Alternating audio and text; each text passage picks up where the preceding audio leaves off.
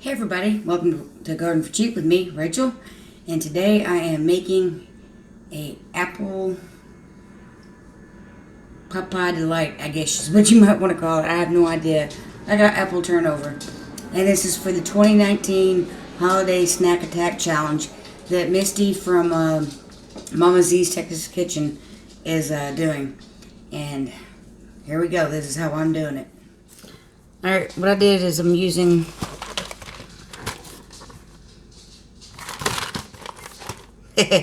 pie crust, just generic, and I'm rolling it out, and I kind of pre-measured what I thought I kind of needed, and this is the most time consuming part.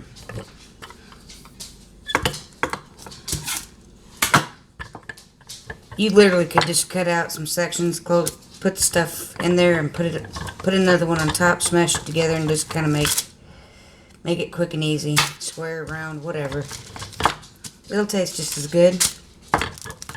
But I was trying to make them a little pretty, just for the holidays, you know.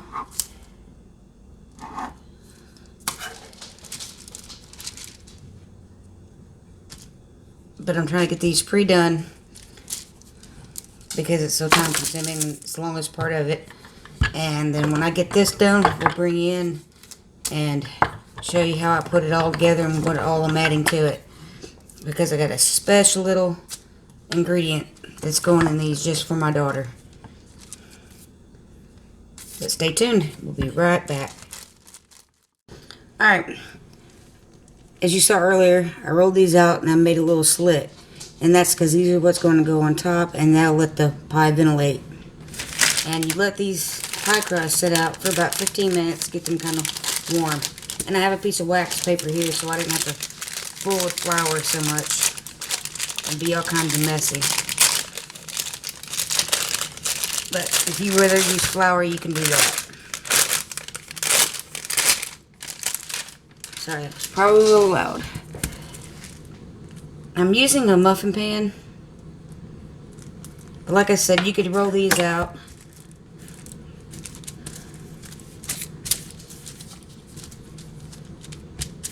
Literally put your pie filling in, stick another one over the top of it, smash it closed, and then maybe like divide it however you want to and have like 4 big handheld apple pot pies.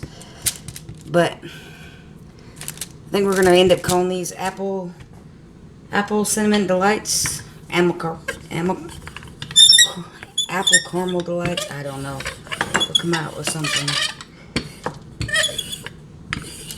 You don't want these too thin, but you don't want them too thick either, because then you take even more to do all these. This pan has 12, so I'm making 12. What I did is I grabbed a cup this clean, and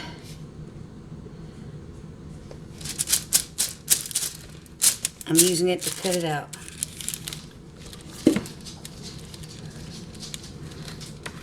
And I need 12 of these. Well, we'll just leave that little piece.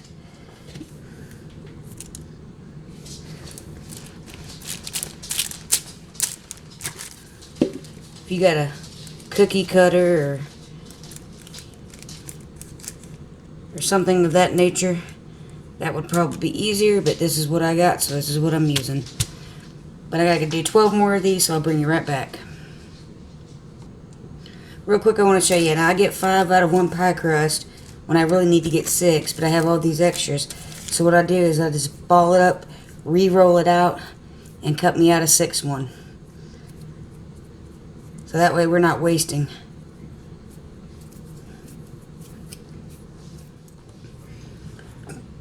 Okay, this last one I'm going to show you how I did it, because I'm not wanting to make a video and not explain each step to where you mess it up.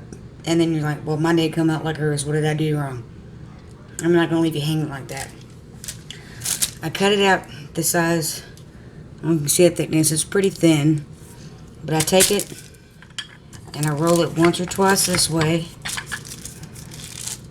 Flip it.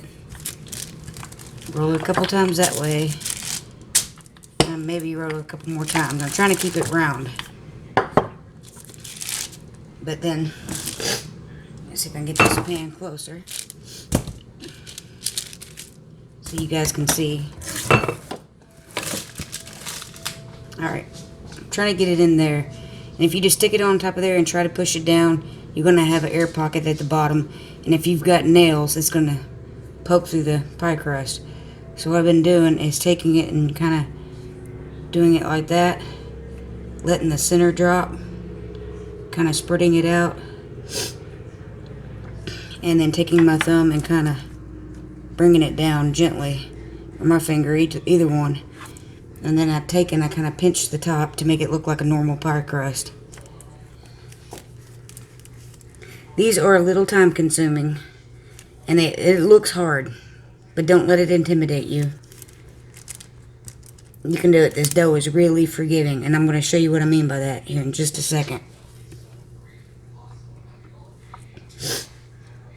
I'm just kind of pinching it, and then if it's a little tall, I just kind of tap it down, kind of mold it.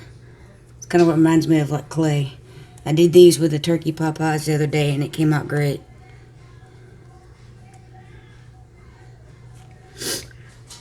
Okay, I don't know if you can see this one, but this one right here is a little thin. It doesn't quite go out past like the other ones do. So what you can do is take you some of that extra dough,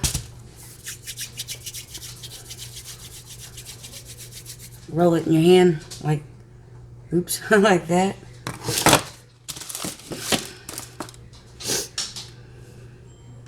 Which one was it? Oh, it's right here. It's a little thin right there.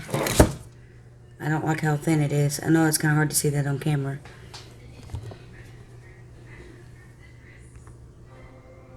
But what I'm going to do is I've rolled this out, and I'm just going to put it on top like that and kind of mold it in.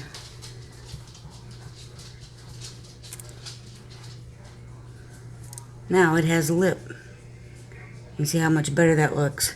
That'll give the top of the pie something to hang on to. And I just kind of gone around all of them, kind of smash them and flatten them, and giving them that little round ridge that most pies have. But there we go. 12. Now I'm going to cut the apples. What I do is I have a can of apples there, and I'm going to dice these up to make them smaller. And once I get that done, I'll bring you right back. Alright, I've diced up my apples and I have them sitting in a bowl. Now, for the special spice. Taking one of these, cutting them in half and sticking it in each one. Well, maybe I just might put one in each one. 1, 2, 3, 4, 5, 6, 7, 8, 9, 10, 11, 12.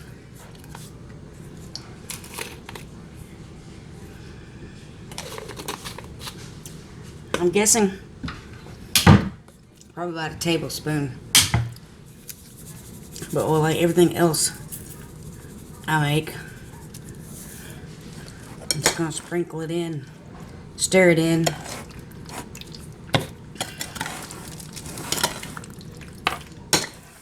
Until the spirit of my ancestors tell me that's enough, darling. I know y'all have had to see that meme. But you can do it to taste. And you can, I would recommend buying already chopped apples instead of the slices, but that's all they had at my store. Of course, it was right for Thanksgiving.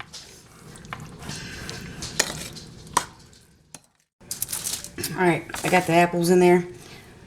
These two over here are a little thinner than I would like to have them. But one can, I just kind of did it as best I could, make one can do all 12. Technical difficulties. We ran out of space on the card. But that's okay, we changed it to the phone. But what I'm doing is I'm taking these candies out. They're soft caramel. And I'm going to stick one in each pie.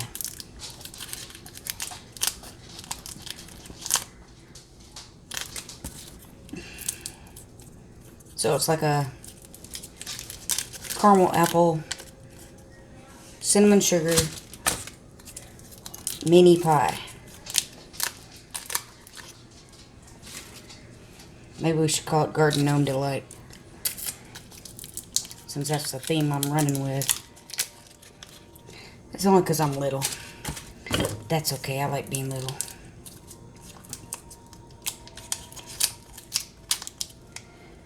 But I'll finish these up and I'll bring you back when we go to do the tops.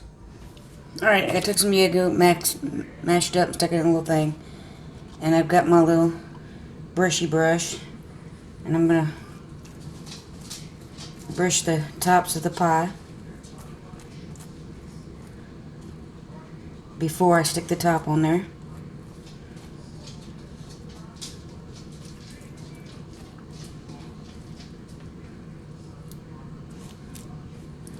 I hope it's to stick. I can make it all golden brown and whatnot.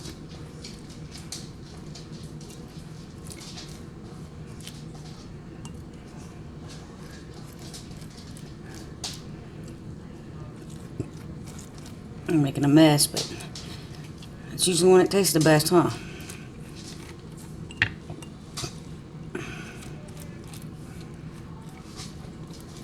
Okay. Down off and just kind of pinch it on there.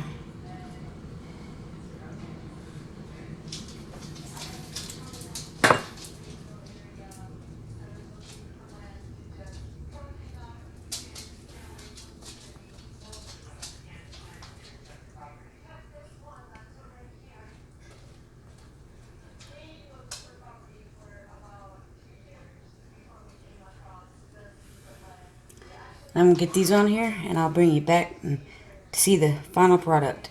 Oh, I did end up putting 2 caramels in there.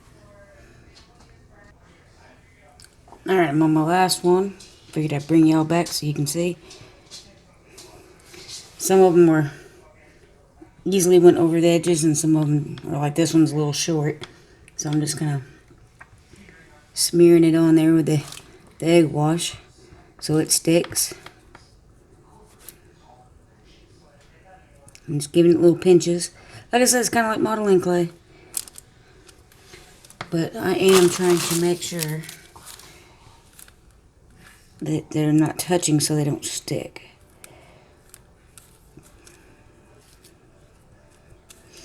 Alright, that's probably good enough.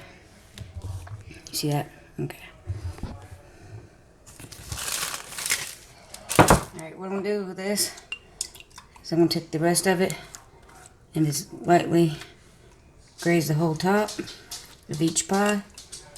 I've already got my oven preheating at 350. These will take about 15-20 minutes. The most time consuming thing is the dough part. But you could do these and freeze them just like you would a regular pie. And that way you have single serving pies.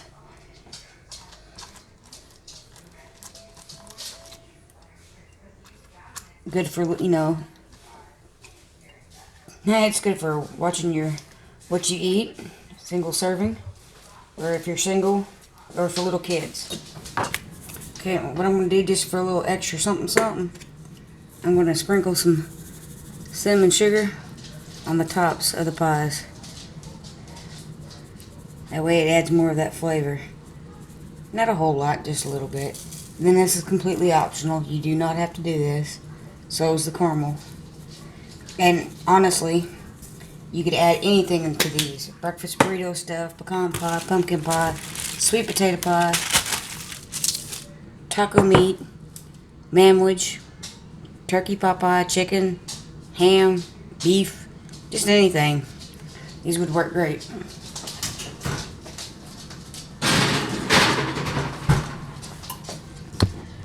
Alright, we're going to stick those in there for 15 to 20 minutes and pull them out and see what they look like.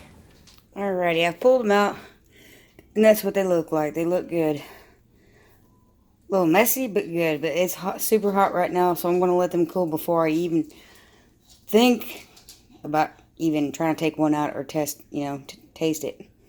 But don't that look just like all kinds of wonderful? A little maybe dab of ice cream or whipped cream on top. Yeah. Alright, I've gotten them out of the pan and onto a plate. Don't they look so good? And I've already had one. And then I pulled out some Cool Whip. I had broke it up and then I said, ooh, I need Cool Whip. So, yeah, I definitely recommend Cool Whip. Well, it's great without it, but, you know. It's great without the Cool Whip. But I love Cool Whip on almost all my pies. But these things turned out so well. And I think we're going to call them Caramel Apple Delights. And it's super great if it's just you, or you have a bunch of kids and you don't want them, you know, they get their own little pie so they feel important, special. Or leave them on a plate and have them as little snacks. You know, just walk by and grab one for your family. But these things are awesome.